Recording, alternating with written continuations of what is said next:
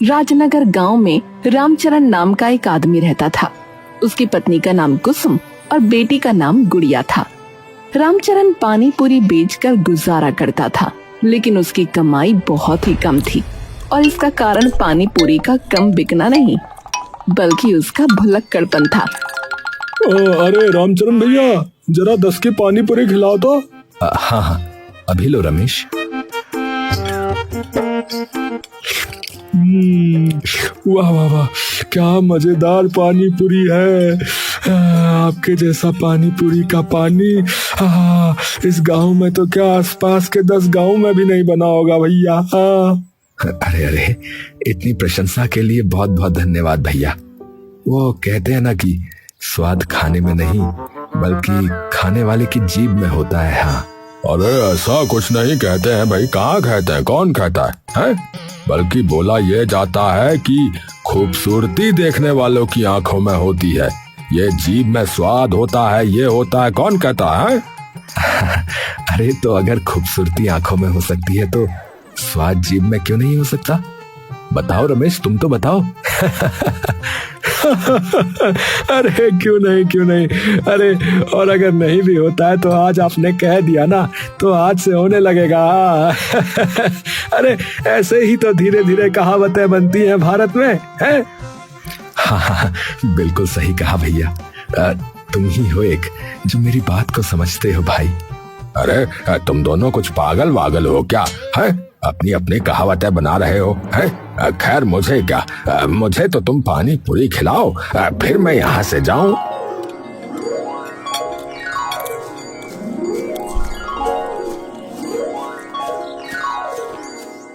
कि अचानक रामचरण ने उसे पुकारा।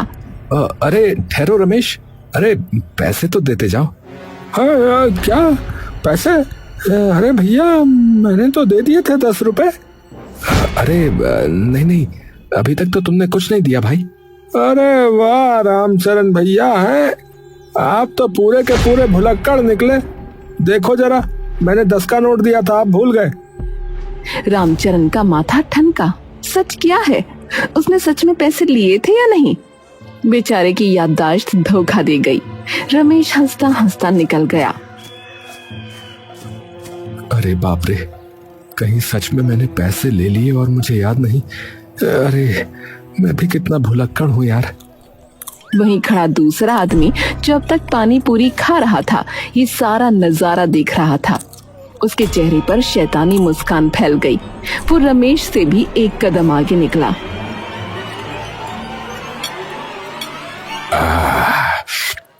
लो भैया, बहुत मजा आया भैया, वाह। और हाँ, मेरा 10 का नोट वापस करो, मैंने तो 20 का दिया था। है? 20 का? अरे मुझे तो याद ही नहीं। हाँ भाई, अब याद कर लो। 10 की पानी पूरी खाई तो 10 मेरे वापस करो। बेचारा रामचरण फिर से उलझन में पड़ गया। डरते डरते उसने जेब से 10 का नोट निकालकर आदमी को थमा दिया। मतलब पानी पूरी खिलाई भी और ऊपर से अपने पैसे भी दे दिए। हे भगवान, मुझे तो कुछ याद ही नहीं रहता। इस दिमाग का तो क्या करूं मैं? एक दिन मेरा सत्यानाश न कर दे ये। इसी तरह दिन गुजरते गए। रामचरण का ठेला तो खूब चलता, लेकिन घर में 1 रुपया भी न टिकता। उसकी भुलक्कड़ दिमागी हालत का शिकार पूरा परिवार था। एक दिन की बात है, रामचरण शाम को पानी पूरी बेचकर लौट रहा था। उस दिन वो अपना ही घर भूल गया और अपने घर की जगह पड़ोसी गोपाल के आंगन में घुस गया। अरे ओ रामचरण, हमारे घर में क्या कर रहे हो? अरे ये मेरा घर नहीं है क्या? निकल बाहर, भुलक्कड़ कहीं के। बाहर खड़े गांव के लोग ठहाकों में फूट पड़े। अरे देखो देखो, रामचरण जो है अपना घर तक भूल गया भैया।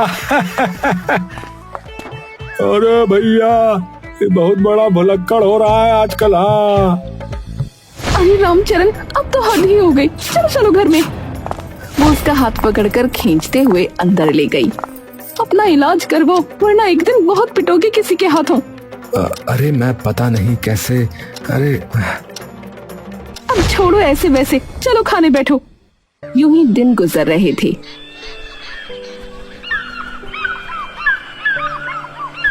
अचानक गांव में चोरी की घटनाएं शुरू हो गईं।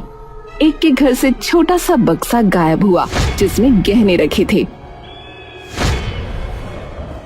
लोग परेशान हो गए और शक की सुई सीधा रामचरण पर आ गई। अरे सुनो सबके सब लोग, अरे और कौन हो सकता है? यही रामचरण होगा। हाँ, इतना भुलक्कड़ है कि दूसरों का सामान अपना समझकर उठा लेता होगा, और क्या। हाँ, सही कह रहे हो। ये तो अपना घर भूल जाता है, दूसरों का सामान उठाकर भी कह देगा अरे मेरा ही है। अरे नहीं नहीं भैया, अरे मैंने किसी का सामान नहीं लिया। कसम है मुझे अपनी बेटी गुड़िया की, मैंने किसी का सामान नहीं लिया। हाँ, मेरे राम ने ऐसा कुछ न किया होगा। भले ही भुलक्कड़ है पर चोर नहीं। मेरे पापा बुरे नहीं हैं, सब लोग गलत कह रहे हैं। गांव का मुखिया धर्मपाल वहां आया। उसकी गहरी आवाज ने सबको शांत कर दिया। अरे बस करो, जब तक इल्जाम साबित ना हो किसी को दोषी मत ठहराओ। कानून से ऊपर कोई नहीं, समझे? अरे लेकिन मुखिया जी, सबको पता है ये नंबर 1 भुलक्कड़ है। हाँ, अरे कहा ना, सबूत के बिना किसी पर उंगली मत उठाओ। लेकिन कुछ लोग मानने को तैयार ही नहीं थे। रामचरण पानी पूरी बेचकर थका हारा घर लौट रहा था। अचानक अंधेरे में नकाबपोश लोगों ने उसे घेर लिया। कौन हो तुम लोग? कौन हो? चोर कहीं के, अब सच उगल देगा तू। ये ले, ये ले, ये ले। बिना कुछ सुने उन्होंने रामचरण पर डंडे बरसा दिए। बेचारा दर्द से चीखता रहा, फिर अंधेरे में गायब हो गए। अरे भैया, अरे भगवान, अरे मैं चोर नहीं हूँ। गांव की सुनसान गली में उसका करहाना गूंजता रहा। रामचरण घायल होकर बिस्तर पर पड़ा था। उसके शरीर पर पट्टियां बंधी थीं और आंखों में बेबसी। घर का कोना कोना मानो दर्द से कराह रहा था। कुसुम का चेहरा चिंता से झुर्राया जा रहा था और छोटी गुड़िया की आंखों में सवाल तैर रहे थे। पापा, आपको किसने मारा?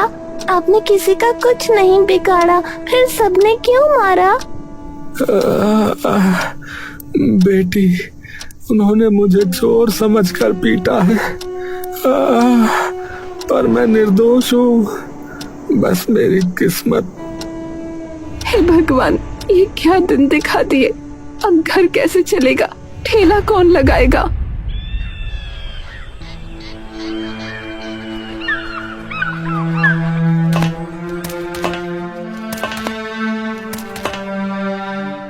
माँ जी, मेरा नाम भोला राम है।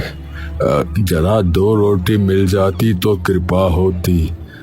कई दिन से पेट खाली है। हम पर पहले ही मुसीबतों का पहाड़ टूट पड़ा है और तू भीख मांगने चला आया है। जा यहाँ से। गुस्सा मत करिए।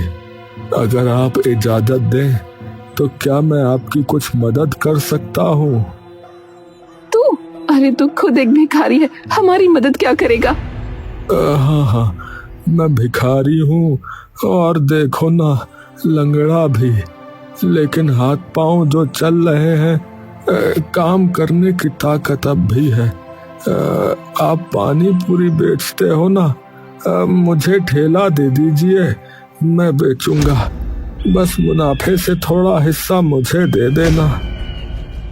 कहीं हमारा ठेला लेकर न भाग जाए।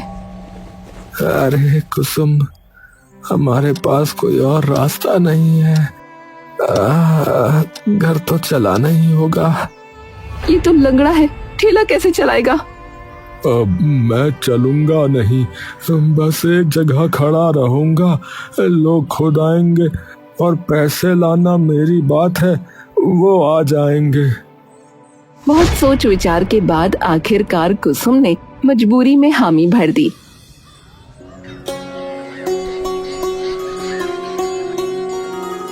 अगले दिन सुबह से ही भोला राम लंगड़ाता हुआ ठेले पर खड़ा था। उसके चेहरे पर संकल्प की चमक थी। अरे देखो देखो, है? पहले भुलक्कड़ पानी पूरी बेचता था, अब लंगड़ा बेच रहा है। लगता है ये ठेला भी किसी दिन अपने पैरों की तरह डगमगा देगा भैया। लोग हंसते मजाक उड़ाते, पर भोला राम ने ध्यान नहीं दिया। वो शांत भाव से ग्राहकों को पानी पूरी परोसता रहा। लेकिन इसी बीच गांव के हालात बिगड़ते ही गए। चोरी की घटनाएं थमने का नाम ही नहीं ले रही थीं। मुखिया जी बता रहे, अगर चोर नहीं पकड़ा गया ना तो हम गांव छोड़ देंगे, बता रहे।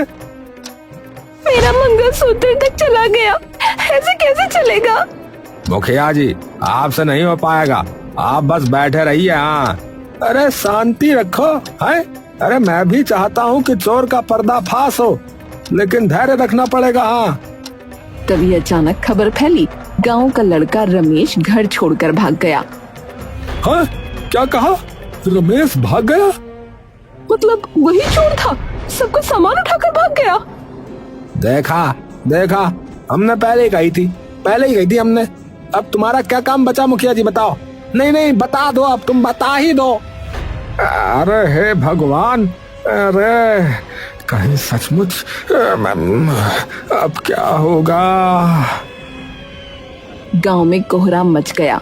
लोग रमेश को कोसने लगे। गांव वालों का गुस्सा मुखिया पर भी टूट पड़ा। इसी बीच भोला राम की तेज आवाज गूंजी। अरे रमेश चोर नहीं था, चोर कोई और है। अरे क्या बोला जा रहा है? झूठ बोल रहा है तू। अरे कौन ले गया हमारा सामान, बता। तू ही बता दे फिर, कौन है भैया चोर, बता दे। मुझे ये तो नहीं पता कि चोर कौन है, पर रमेश का असली राज मैं बताता हूँ। वो किसी का सामान लेकर नहीं भागा, वो तो जो है अपनी मोहब्बत के साथ भागा है। मोहब्बत? कौन मोहब्बत? अरे वो गांव के ही गोपाल की बेटी इमली। अरे भैया ये सच कह रहा भैया, मैं ये बात छुपाना चाहता था, पर आज पता चला भैया कि राज भला कहाँ छुपते हैं। हमारी नाक कटवा दी उसने। ये सुनते ही चौपाल पर सन्नाटा छा गया। हर कोई एक दूसरे का चेहरा देखने लगा। अरे मतलब चोरी वोरी नहीं, मतलब ये तो प्यार मोहब्बत वाली कहानी चल रही भैया है, कुछ होता वाली कहानी चल रही है, शाहरुख और काजोल वाली है। हे भगवान, ये तो कोई और ही बात निकल आई। हाँ, तो इसका मतलब असली चोर अब भी गांव में ही है और हम सब बेवजह रमेश को कोस रहे थे, बताओ। पर भोला राम, तुमको इतना सब कैसे पता चला? अरे हाँ भोला राम, तू इतना बड़ा राज कैसे जान गया रे? कहीं तू भी? हाँ, कहीं तूने ही तो उन लोगों को नहीं ठगवाया? अरे भैया गलत मत समझो, सच्चाई ये है कि रमेश और इमली अक्सर मेरे पानी पूरी के ठेले पर आते थे। वहीं मैंने उनकी बातें सुन ली थी भैया। और गोपाल भैया, सरोज भाभी, इसमें आपकी नाक कटने जैसी कोई बात नहीं है। आपकी बेटी ने चोरी नहीं की, बल्कि प्रेम किया है। अगर आप लोग मान जाते तो आज उन्हें भागना ना पड़ता। सही कह रहे हो। हाँ, हमने ही उसकी बातें अनसुनी कर दी भैया। अब अगर उसका फोन आए तो गुस्से से नहीं बल्कि प्यार से बुलाइएगा, तब देखना वो खुद लौट आएंगे। हाँ। गोपाल और सरोज उसकी बात सुनकर चुपचाप सर झुकाए वहां से चले गए। भीड़ छट गई, लेकिन सवाल वही का वही रह गया, आखिर चोर है कौन? अगले दिन मुखिया धर्मपाल का नौकर हरिराम भोला राम का मजाक बनाने के लिए लंगड़ाता हुआ आया और बोला, अबे चल लंगड़े, मुझे भी जरा तेरी मशहूर पानी पूरी खिला चल। भाई मजाक ना उड़ाओ, बैठो मैं खिलाता हूँ। हरिराम पानी पूरी खाने लगा। तभी कुछ लोगों की नजर उस पर पड़ी। उन्होंने देखा कि उसके हाथ की उंगली में वही अंगूठी चमक रही थी जिसकी चोरी की रिपोर्ट गांव में हुई थी। भैया, मोरी मैया, जरा देख रहे, ये अंगूठी तो उसी चोरी वाली अंगूठी से नहीं मिल रही है। ए, साले को पकड़ो इस हरामी को। यही है असली चोर, यही है रे। पकड़ पकड़ पकड़ हरिया पकड़। भीड़ ने हरीराम को घेर लिया। अबे अबे बाबलो रुक जाओ। ए भाई रुक जाओ भाई। अरे अब बोल, अरे कहाँ छिपा रखा है बाकी सामान, बोल बोल। अरे भैया भाई मैं चोर नहीं भाई। ये अंगूठी मुखिया धर्मपाल ने मुझे दी तोहफे में। भाई मैं चोर नहीं हूँ। भाई मार मत भाई। तोहफे में? अरे झूठ बोलता है। तोड़ खपड़िया तोड़ साले की है, खपड़िया तोड़, ईंट मार। अरे बस करो। अरे बिना सुने मारना बंद करो। अगर हरीराम कह रहा है कि अंगूठी उसे मुखिया ने दी है तो पूछ लो ना मुखिया से। ए भैया सुन ले, अगर झूठा निकला तो यहीं गाड़ देंगे, बता रहे तुझे। हाँ यहीं गाड़ देंगे, हाँ यहीं कब्र बना देंगे तेरी, बता रहे। हाँ भैया पूछ लो भैया, मैं झूठा थोड़ी हूँ, मैं झूठ नहीं बोल रहा। ये अंगूठी मैंने चोरी नहीं की, मुखिया जी ने मुझे दी है। पूरे गांव में हंगामा मचा हुआ था। हरीराम की बात सुनकर सब लोग मुखिया धर्मपाल के पास पहुँचे। मुखिया जी बताओ, हम सूद देंगे, तुम बता रहे। हमें बताइए कि आपके इस नौकर के पास ये जो अंगूठी है, ये आपने इसे दी है? जल्दी बता दो हमें, हमारे माथे की नजर जो है ना वो चढ़ रही है, बता रहे। अब ये अंगूठी, हाँ ये तो मेरी ही है, मैंने ही हरीराम को दी थी। लोगों ने राहत की सांस ली। तभी भीड़ में से किसी ने ऊंची आवाज लगाई। अरे भैया छोटा मुंह बड़ी बात, लेकिन क्या इसका मतलब ये नहीं हो सकता कि मैंने चोरी की है? अरे मूर्ख इंसान, सुनार की दुकान पर एक डिजाइन की कई अंगूठियां मिलती है, जो खरीदता हो उससे पूछ ले। भारी खामोशी छा गई। तभी कुछ लोग बोले, हाँ भैया बात तो सही है। नहीं बात सही है, मतलब कि सुनार यही डिजाइन की कई अंगूठियां बनाता होगा, है ना? आप पर शक करना गलत लग रहा है मुझे तो भैया। तुम क्या कहते हो रे मनोज? भीड़ में हलचल मच गई। हरीराम रोते रोते बोला, देखा, मैंने कहा था ना मैं चोर नहीं हूँ। तुम लोग मानते ही नहीं हो। बात बताओ, कूट के रख दिया, धुन के आटा बना डाला मुझे। लोग शर्मिंदा हो गए और हरीराम को छोड़ दिया। लेकिन अब सवाल और बड़ा हो गया। अरे लेकिन बात तो फिर यह है कि असली चोर कौन है? हाँ भैया, असली चोर कौन है? हाँ असली चोर कौन है फिर? कौन है असली चोर? उस रात गांव के 4-5 लोगों ने तय किया कि पहरेदारी होगी और ये बात किसी और तक न पहुँचे, वरना चोर चौकन्ना हो जाएगा। वो लोग रात में लाठियों के साथ गलियों में घूम रहे थे। अंधेरे और सन्नाटे में सबकी धड़कनें तेज हो चुकी थीं। अचानक किसी ने देखा, भैया देखो, वो कोई आदमी कहीं चोरी छिपे जा रहा है, देखो। वो चारों फौरन उस तरफ भागे और दौड़कर उस आदमी को पकड़ लिया। वो भोला राम था। तो तू ही है असली चोर, है? पानी पूरी बेचने का ढंग किया है और चोरी करने गांव में घुस आया। भोला राम हांफते हुए हाथ जोड़कर बोला, नहीं मैं चोर नहीं हूँ। मैं भी आप लोगों की तरह चोर का पता लगाने के लिए रात में निकला हूँ। अरे झूठ बोल रहा है, सरासर झूठ बोल रहा है ये बंदा। अरे अभी मंदिर में असली चोर घुसा है, वो मूर्ति का मुकुट चुराने वाला है। वो लोग ये सुनकर हैरान रह गए। भैया क्या सच बोल रहे हैं या हमें बेवकूफ बना रहे हो? है अरे भैया, अरे चलकर देख लो ना, यकीन नहीं हो रहा है तो। अरे एक मिनट, मैंने तो ध्यान नहीं दिया। अरे भैया ये देखो, ये तो लंगड़ा के चल ही नहीं रहा, मतलब इसने झूठ बोला। ये नाटक कर रहा था अब तक, अब तो पक्का हो गया कि चोर यही है। हाँ अरे मोरी मैया, भैया, अरे हमने ये नजरअंदाज कैसे कर दिया भैया? ए लल्लन, ए गिट्टी, ए माधव, ए सिलमट्टा, देख भैया क्या हो रहा है ये। अरे वो मैं बाद में सब समझाता हूँ, पहले एक बार मंदिर में चल के देख तो लो बस। भैया चलो, कह रहा है तो चल के देखते हैं और फिर बाद में इसकी हड्डियों की हजामत करते हैं। हाँ चलो भैया चलो। हाँ चलो भैया, देख लेते हैं क्या हो रहा है। सब लोग मशालें लेकर मंदिर की ओर दौड़े। जैसे ही दरवाजा खोला गया, अंदर का दृश्य देखकर सबकी आंखें फटी की फटी रह गईं। कोई था जो सोने का मुकुट उठाकर भाग रहा था। उन लोगों ने फौरन उसे पकड़ा और उसका नकाब हटाया। वो कोई और नहीं बल्कि खुद मुखिया धर्मपाल था। अरे धर्मपाल, अरे तू, अरे तुम लोग यहाँ कैसे आए? वो लोग उसे पकड़कर बाहर लाए। चीख पुकार से सारा गांव जमा हो गया। मुखिया तुम और चोर? मैं ही हूँ।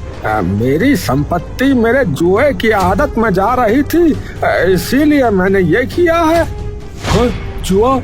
हाँ बताओ। अरे कौन मेरा कोई कुछ बिगाड़ सकता है? अरे मैं इस गांव का मुखिया हूँ भाई। तभी अचानक भोला राम ऊंची आवाज में बोला, तेरा खेल खत्म है धर्मपाल। मैं कोई लंगड़ा पानीपुरी वाला नहीं, बल्कि undercover police inspector Vijay Singh हूँ। इंस्पेक्टर? ए भैया, पुलिस हुआ है क्या? अरे इंस्पेक्टर साहब। अरे इंस्पेक्टर साहब।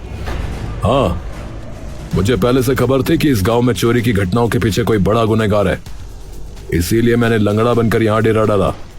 और देखो, आज असली अपराधी सामने है। धर्मपाल गुस्से में दांत पीसता रह गया। उसी समय चौपाल की ओर से आवाज आई। रामचरण अपनी पत्नी कुसुम के साथ वहां पहुंचा। अब वो स्वस्थ था। देखा, मुझे बेवजह चोर समझा गया। मेरी इज्जत मिट्टी में मिल गई। रामचरण, इसी वजह से मैंने पानीपुरी बेचते हुए तुम्हारी सहायता की, वरना मैं किसी और तरीके से भी गांव पर नजर रख सकता था। तुम्हें बेकार की सजा मिली, पर अब न्याय मिलेगा। मैं तुम्हें मुआवजा दिलवाऊंगा। अरे राम, अनजाने में कैसे कैसे पाप हो गए हमसे भैया। अरे ए रामचरण, ए भैया माफ कर दो भैया, हमको भी, सब गांव वालों को माफ कर दो भैया। हाँ भैया माफ कर दो। हाँ भैया माफ कर दो हमें भी। हाँ भैया माफ कर दो, मैंने उस दिन तुम्हें सूद दिया था। कोई बात नहीं, कोई बात नहीं। अब मैं फिर से अपना पानीपुरी का ठेला लगाऊंगा। अब मैं पूरी तरह से ठीक हो गया हूँ। और मैं भी तुम्हारे साथ रहूंगी हर मुश्किल में। इंस्पेक्टर ने सबको सलाम किया और मुखिया को लेकर वहां से चला गया।